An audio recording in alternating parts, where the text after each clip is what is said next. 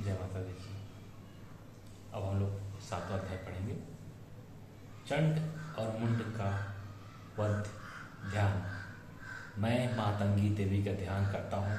वे रत्नमय सिंहासन पर बैठकर पढ़ते हुए तोते का मधुर शब्द सुन रही हैं।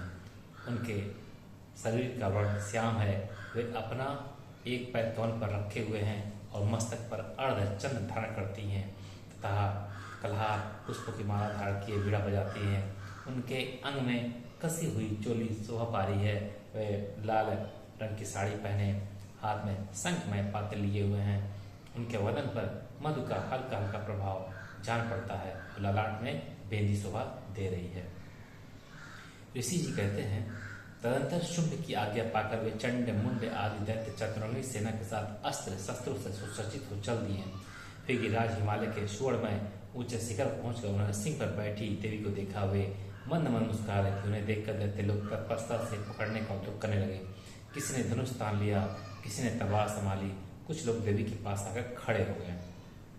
तब अंबिका ने उन शत्रुओं के प्रति बड़ा क्रोध किया। उसमें क्रोध के कारण उनका मुख काला पड़ गया, ललाट में भवें टेढ़ी हो गई और वहां से तुरंत विकराल मुखी काली प्रकट हुई जो तलवार और पास लिए हुई थी। वे विचित्र खंड वाग धारण किए और चीते के चर्म की साड़ी पहने नर मुंडों की माला से विभूषित थी। उनके शरीर का मांस सूख गया था, केवल हड्डियां का ढांचा था जिससे वे अत्यंत भयंकर जान पड़ती थी। उनका मुख बहुत विशाल था, जीभ लपलपाने के कारण वे और भी डरावनी प्रतीत होती थी। उनकी आंखें भीतर को धंसी हुई फिलहाल थी। वे अपनी भयंकर गर्जना से संपूर्ण दिशा को गुजार रही थी। बड़े बड़े दैत्यों को वध करती हुई कालिका देवी बड़े वेग से दैत्यों की उस सेना पर टूट पड़ी और उन सबको भक्षण करने लगी। वे पार्श्व रक्षकों, अंकुशधारी, महावतों, योद्धाओं और घंटा सहित कितने ही हाथियों को एक ही हाथ से पकड़कर मुंह में डाल लेती थी। इस प्रकार घोड़े, हद और सारथी के साथ रथी सैनिकों को मुंह में डालकर वे उन्हें बड़े भयानक चढ़ा डालती थी। किसी के बाल पकड़ लेती, किसी के गला दबा देती, किसी को पैरों से कुचल डालती, किसी को छाती के धक्के से गिरा कर मार डालती थी। वे असुरों के छोड़े हुए बड़े बड़े अस्त्र शस्त्र मुझ पकड़ लेती और रोष में भरकर उनको दांतों से पीस डालती थी। काली ने बलवान एवं धनात्मक दैत्यों की वह सारी सेना रौंद डाली, खा डाली और कितनों को मार भगाया। कोई तलवार के घाट उतारे गए, कोई खटवांग से पीटे गए और कितने ही असुर दांतों के अग्रभाग से कुचले जाकर मृत्यु को प्राप्त हुए।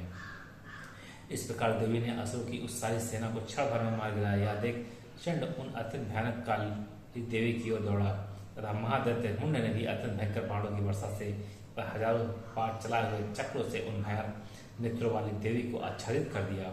वे अनेकों चक्र देवी के मुख में समाते हुए ऐसे जान पड़ते थे मानो सूर्य के बहुत तेरे मंडल बादलों के उदर प्रवेश कर रहे हों।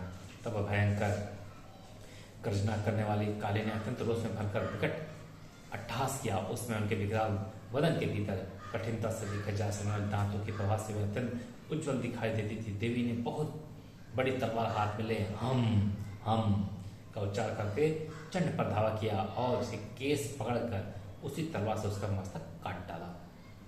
चंड को मारा गया देखकर मुंड भी देवी को दौड़ा। तब देवी ने रोष में भरकर उसे भी तलवार से घायल करके धरती पर सुला दिया। महापराक्रमी चंड और मुंड को मारा देख मरने से बची हुई बाकी सेना भय से व्याकुल हो चारों भाग गई। तुरंत काली ने चंड और मुंड का मस्तक हाथ में ले चंडिका के पास जाकर प्रचंड अट्टहास करते हुए कहा, देवी, मैं चंड और मुंड नामक इन दो महापुरुषों पशुओं को तुम्हें भेंट किया है। अब युद्ध में तुम शुंभ और निशुंभ स्वयं ही वध करना। ऋषि कहते हैं, वहां लाए हुए उन चंड मुंड नामक दैत्यों को देखकर कल्याणमयी चंडी ने काली से मधुर वाणी में कहा, देवी, तुम चंड और मुंड को लेकर मेरे पास आई हो, इसलिए संसार में चामुंडा के नाम से तुम्हारी ख्याति होगी। जय माता दी, जय माता।